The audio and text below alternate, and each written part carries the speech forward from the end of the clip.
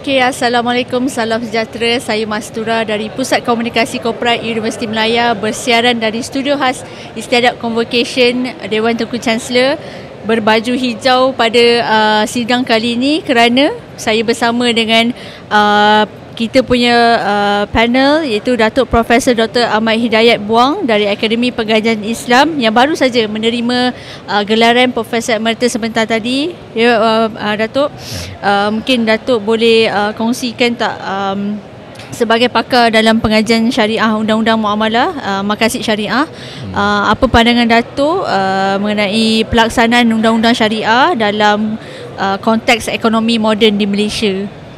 Terima kasih pihak Universiti Melaya di atas anugerah yang diberikan kepada saya, Profesor Emeritus. Saya sungguh tak sangkalah dapat diberi anugerah ini, walaupun ramai lagi tokoh-tokoh yang berkaliber dan berpengalaman serta mungkin banyak sumbangan kepada negara lah untuk layak menerima anugerah ini.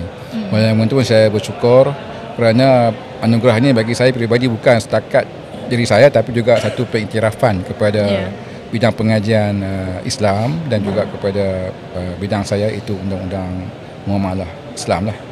Jadi berbalik pada soalan yang dikemukakan tadi, cabaran tu memang banyak lah yang saya sebut tadi, iaitu kita sekarang ni kita tahu bahawasanya yang menguasai ekonomi dunia ni bukan orang Islam, tapi orang bukan Islam, dan sistem yang mereka asaskan untuk mentadbir ekonomi itu bukan dah Islam, ya, tetapi dengan mungkin dengan sistem yang lain lah, seperti terutama kapitalis ataupun yang bersifat orang kata liberal dan juga bersifat open market. Jadi cuma kita punya bidang Islam ni ataupun kita punya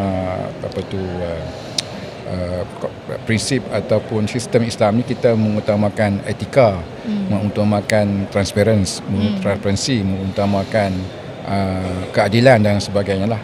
Jadi bagaimana nak menerapkan sistem yang berasaskan satu nilai yang asaskan etika ni atau moral ni, dan sistem yang sekarang ni bersifat orang kata keuntungan lah, profit oriented. Jadi itu ada sikit orang kata macam satu bukanlah adjustment, tapi bagaimana kita nak orang kata kita menimbangkan faktor-faktor seperti dominasi ekonomi moden terhadap Islam ini, dan juga bagaimana kita nak buat satu penyelarasan supaya pengenalan sistem kita ini bukan berlaku dengan cara yang bersifat orang kata tergesa-gesa, tapi secara beransur-ansur yang kita menyesuaikan supaya orang dapat menerimanya baik di peringkat orang Islam sendiri, bahkan apatah lagi kepada orang bukan Islam. Jadi penyesuaian ini memerlukan masa lah. Dan sebagai kita tahu, perbankan Islam di Malaysia ini sudah 30 tahun, dan kita telah menyesuaikan banyak perkara, dan kita ni dengan sebab kita punya approach atau pendekatan yang bersifat secara beransur-ansur ini, menyebabkan kita punya sistem kewangan Islam itu menjadi satu contoh kepada dunia. Dan sebab yang pertama kita punya orang kata pelaburan lah di segi kewangan Islam adalah segi daya manusia ataupun human capital. Jadi Malaysia ni hari ini, sama ada di Melaya atau tempat lain, kita telah melabur dan juga mendidik dan juga orang kata cuba untuk nak mengeluarkan daya manusia yang faham sistem ekonomi semasa dan juga Islam ni, supaya kita dapat menghasilkan satu sistem yang mana kita tidak tidaklah bersifat orang kata macam revolusi tu, tapi maksudnya kita boleh menerima apa yang baik dari barat dan apa yang baik dari Islam, kita satukan. Sebab kita mahu, saya sebut dalam saya punya ucapan tadi, sistem Islam ni mementingkan keadilan. Jadi bila keadilan tu dapat ditegakkan, niscayalah kita punya masyarakat tu tambah harmoni dan sejahtera. Okey, mungkin sedikit harapan selepas mendapat gelaran Profesor Emeritus, apa harapan Datuk mungkin dalam konteks universiti dan juga dunia perbankan di luar sana? Apa harapan Datuk?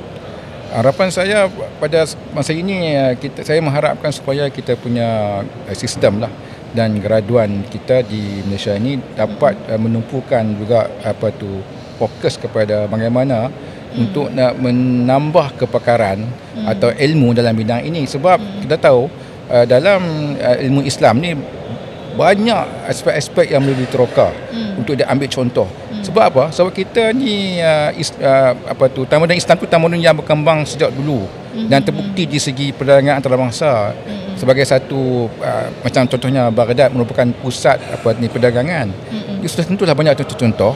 Ada banyak orang kata ilmu ataupun pelajaran yang kita pelajari itu masih belum dikorek lagi atau masih belum diteroka lagi. Oleh itu kita sebagai pelajar dan di universiti dan juga pesara dan juga tenaga pekaji mesti terus mengkaji supaya kita dapat melahirkan atau mengeluarkan segala pengalaman-pengalaman yang ada tu untuk kita sesuaikan pada masa kini. Itu harapan saya lah.